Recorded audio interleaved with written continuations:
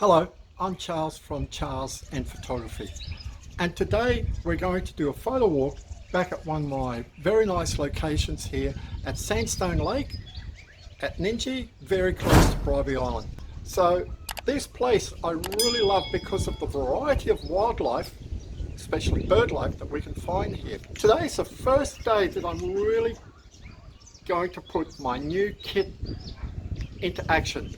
Now, for those who've been following me, you know I've been shooting now for about 18 months wildlife with my D7500 and the Nikon 200-500. So a few weeks ago I sold the D7500 and bought the Nikon D500. So this is a pro body and it just gives me much more features, not just in frame rate but better exposure, much quicker focusing, especially in low light situations where sometimes we're in the bush here and the camera will just lock on much quicker, and also for bird in flights it will actually lock in much quicker. So it's around 9:15 this morning. We've got a beautiful winter's day here, so we're going to start and see what sort of bird life we can find. So this is the start of the walking track from the little pontoon at Sandstone Lake. Now this morning what I'm actually doing, I'm actually trialing a new system of recording. I'm actually using one of my light stands to hold my DJI Osmo Mobile 3. When I stop somewhere I don't have to turn the recording off. I can actually see what I'm actually videotaping, because I found it was a bit of a pain having to sort of turn the Osmo Mobile on and off all the time. This way you can actually see much more of the scenery that I'm seeing. Now this first part that we're walking through is really where we see all the wrens normally. Now just in front of us here, just to our left, I'll zoom in a little bit. You can see just in front of us here, we've actually got some doves. Now we've got some checkered collared doves, I'm pretty sure that's what they are, and then some very small little peaceful doves. The bigger doves are introduced species, but the little ones, the little peaceful doves, they are actually native to this area. So I'll zoom in so you can actually see. You can actually see them there. There you go. And we'll take a couple of photos. So I'm shooting shutter priority f5.6. At the moment I'm shooting 1/640th of a second. No need to really go any higher than that at the moment because the birds aren't really going to be taking off on us. There must be a bit of seed on there. Now we're probably around 15 meters away from them. Now let's see if we can actually get a little bit closer to these birds. These are beautiful little birds here. Oh, they're much closer now, so this will give me a couple of really nice shots.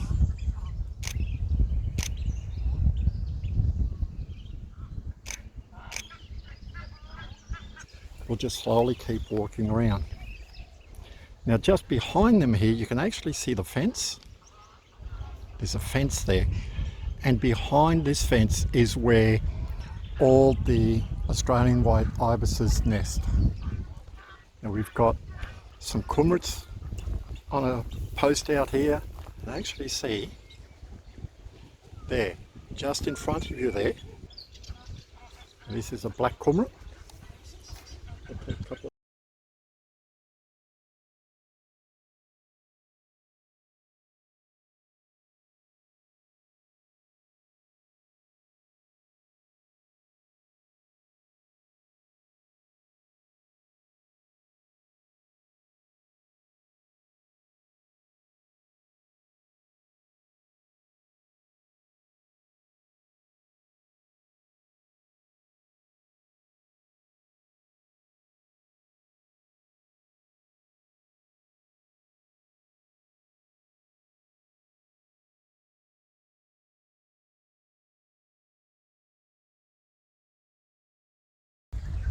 So it's about 10:10.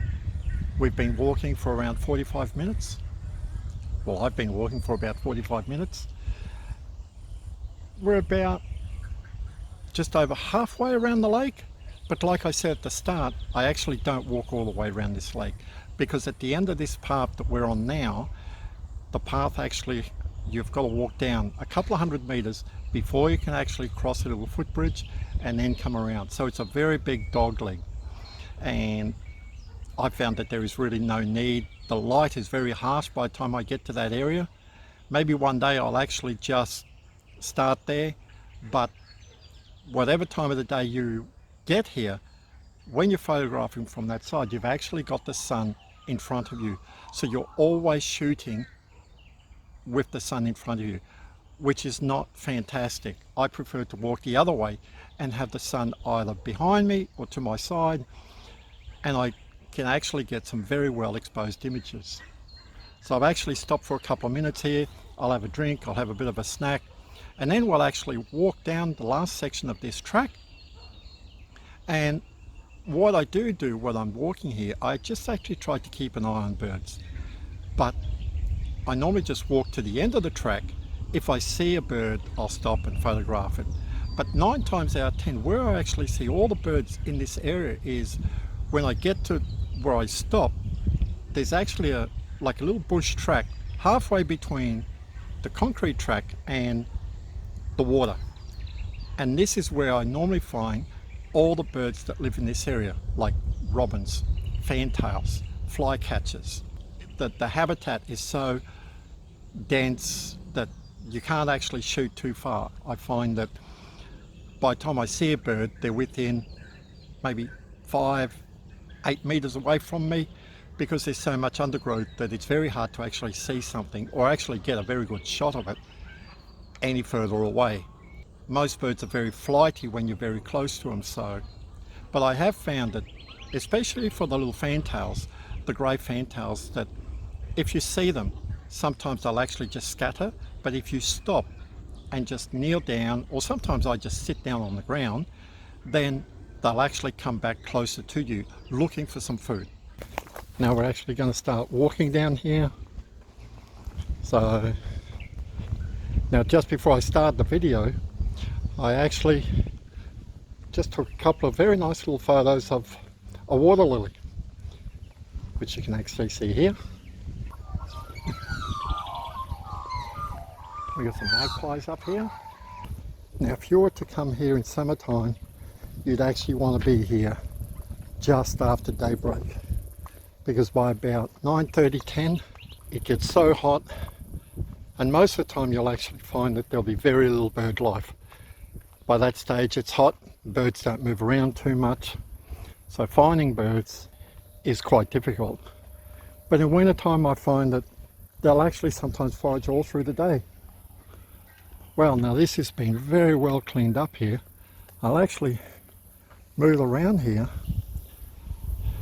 and this was actually just full of undergrowth.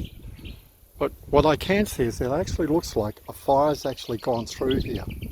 So it's actually cleaned up a lot of the undergrowth.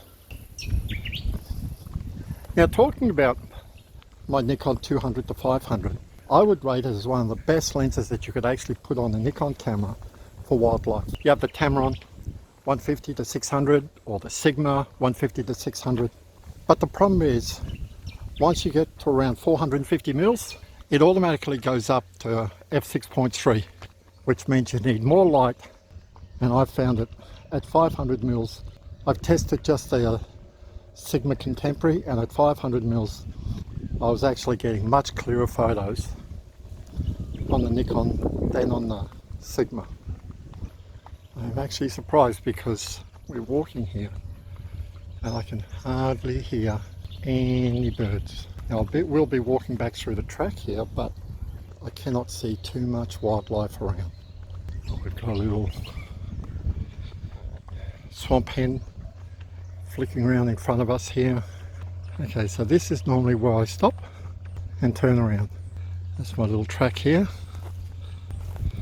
So I won't talk too much here, and let's see what we can find. But you can actually see just a very small path here. What I'm doing now is just trying to be very quiet and just seeing what's around. I can see a little peaceful dove way up in the top of the tree up here. Blue-eyed. Honeyeater just on top of us here. This is a juvenile because it's not blue yet. It's actually got green around its eyes. Some people actually think that they're a different species, but it's just that they're a juvenile. You keep walking a bit, very slowly. Now, because of where we're walking today, I actually like using my nice hiking boots, and I always wear long pants. Even in summertime, I'll be wearing long pants. You never know what could be on the ground. We can hear birds, just cannot see any. Quite a few months ago, before I actually became too unwell to walk around, I actually got a couple of fantastic photos of some flycatchers, a pair of flycatchers actually feeding their young in a tree. Now this lake is actually fed mainly by stormwater from the estates around this area, and this is so good. It makes a very, very nice refuge area, plus the stormwater is actually used for something instead of just going out into the ocean. This area here is normally where I see all the fantails. I can actually see some hardhead ducks out in the water there. But at Lake Eden, they're not very skittish. Here, I don't know why, but the ducks here are very skittish indeed. Just so hard to get close to them. As soon as they sort of see it, they move away. I'll see if I can actually just put that. I'll stay in the shade here. Yeah, there you go. There's a nice little colony of them. Now this is what I often do. I normally just stop sometimes. Now when you're carrying a big zoom lens like this, I actually find you really need a strap, because by the time you've got the camera and the lens connected together, you're looking at over like 3 kilos. I think for me it's around 3.2, 3.3 kilos. So I actually use a black rapid strap. Look at these beautiful little flowers here. Got a few bees around. Let's see if I can take a couple of photos. Oh, looks like I actually got a couple of it with the bee flying. Now we've been walking along this track here, keeping an eye on this great egret, and we finally got close to it, but as we got close to it, it actually flew up into one of these dead trees. I slowly walked towards the edge of the lake, got a couple of photos, but I could actually see by its posturing that it was wanting to take off. So instead of just staying on single point, even though it was going to track, I quickly changed over to group focusing. Group focusing gives me 4 points, so it's actually much easier to keep tracking of a bird in flight, especially a large bird like a great egret, which was so close to me. It actually just flew from one tree to another and then actually flew away. And as it landed on the second tree, I actually got a couple of really nice shots of it.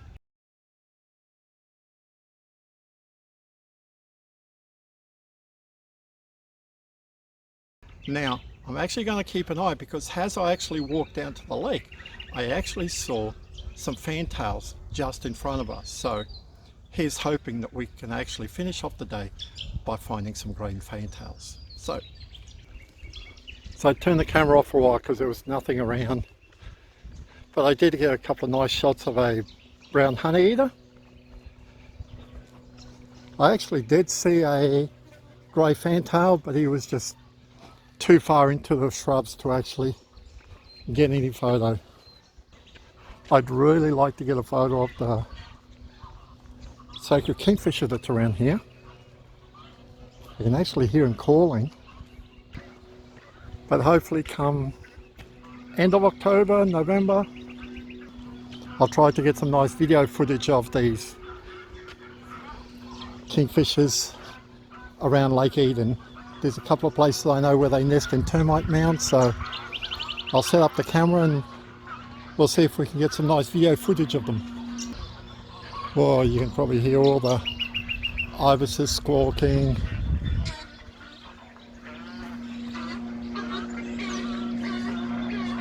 Now I can hear, amongst all that kerfuffle, the kingfisher.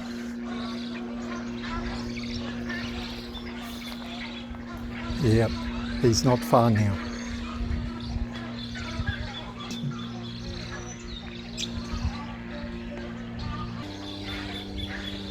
So you can actually hear the kingfisher. Doot, doot, doot, doot, doot. He's quite close to us.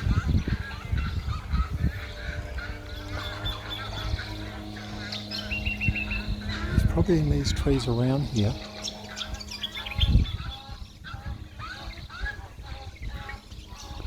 Just very hard to see him.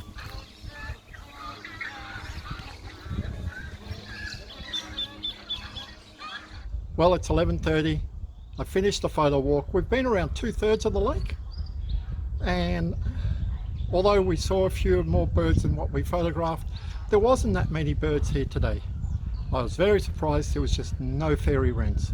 This is the first time I've been here without actually seeing or even hearing any fairy wrens. So maybe next time when I come here there'll be some more fairy wrens, a bit more bird life. But like I said during the video, it is what it is. You just have to accept it. It was a great time walking around. I actually enjoyed it. Hope you enjoyed the video. If you've got any questions about photography and all that, leave me a link. I think the next photo walk I'm going to do, it'll be quite close to my place at Sandgate called Dow's Lagoon. I've only been there twice.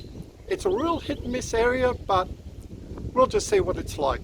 So now before I go, I was actually talking about what I used. Now you can see I've actually got a black rapid strap here, and this is how it's actually connected to my camera, or to the lens. I've actually got an Arca Swiss plate here, and right at the edge I've actually drilled a hole, so I've actually got the clamp bracket, you can see it like that, holding the edge. And this is really good because what it means is that if I want to put my camera on a tripod, I don't actually have to take the eyelet that normally the black rapid strap sits on out and put an Arca Swiss clamp on there. And another beauty part about this is because the clamp is right on the edge like this, it means when it hangs, it actually hangs down much more pointed than if it was here. If it was here, it actually would be close to like that, which actually makes it very uncomfortable and you're bumping it more. But like this, it actually just about hangs upside down. Well, not so much upside down, but straight down. So you've got less chance of getting dust and all that on the lens. So this is Charles for Charles in Photography. I'll see you next time.